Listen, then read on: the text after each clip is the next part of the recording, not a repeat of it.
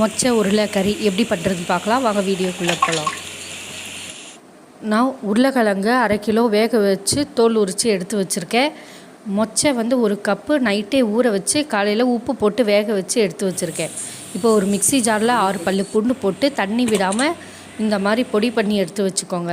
ஒரு கடாயில் 4லேருந்து 5 ஸ்பூன் எண்ணெயை விட்டுக்கலாம்.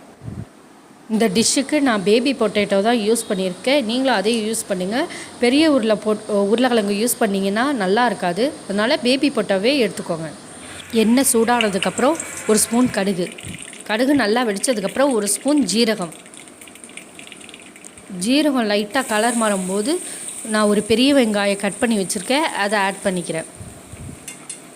இதை நல்லா கலந்து விட்டுருங்க.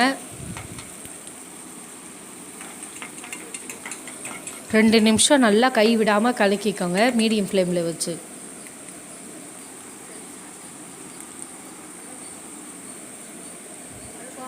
இப்போ நல்லா பாதி வதங்கினதுக்கப்புறம் இஞ்சி அரைச்சிருந்தோம் இல்லையா, அதை இது கூட சேர்த்து ஆட் பண்ணி இது ஒரு 2 நிமிஷம் வதக்கிக்கோங்க.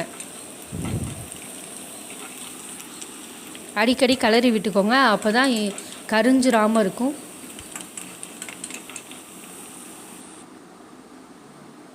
இப்போ நான் ஒரு ஜாரில் 2 சில்லு தேங்காய் எடுத்து பொடி பண்ணி வச்சுருக்கேன். இந்த மாதிரி இப்போ உருளைக்கிழங்கு வேக வச்சுருந்ததை ஆட் பண்ணிக்கலாம்.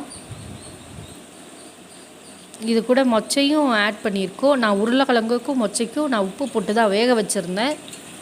அதனால் இதை அப்படியே ஆட் பண்ணிவிட்டு ஃப்ளேமை இன்னும் கொஞ்சம் லோ ஃப்ளேமாக வச்சுட்டு இதை நல்லா கிளறி விடுங்க.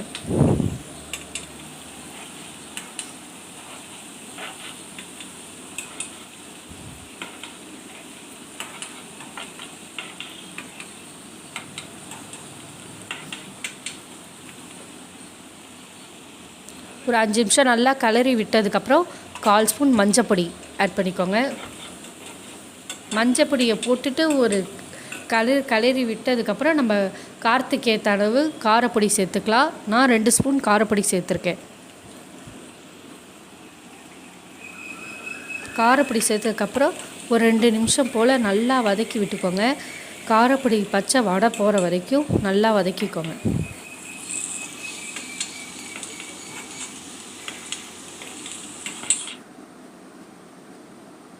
இது கூட தேவையான அளவுக்கு உப்பு கம்மியாகவே சேர்த்துக்கோங்க. ஏற்கனவே நான் மொச்சையிலையும் உருளைக்கிழங்குலையும் சேர்த்ததுனால நான் கம்மியாக சேர்த்துருக்கேன். இது கூட கொஞ்சமாக பெருங்காயப்பொடி,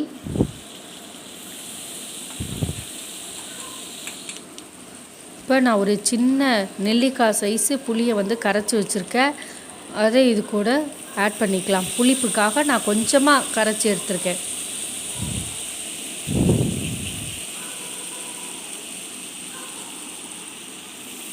இப்போ இதை நல்லா கலந்து விட்டுட்டு ஒரு 5 நிமிஷம் போல் இந்த புளி தண்ணியிலே நல்லா வேகட்டும். எல்லாமே இந்த காரப்பொடி மசாலாலாம் நல்லா வெந்து அந்த பச்சை வாடை போகிற அளவுக்கு வேகட்டும்.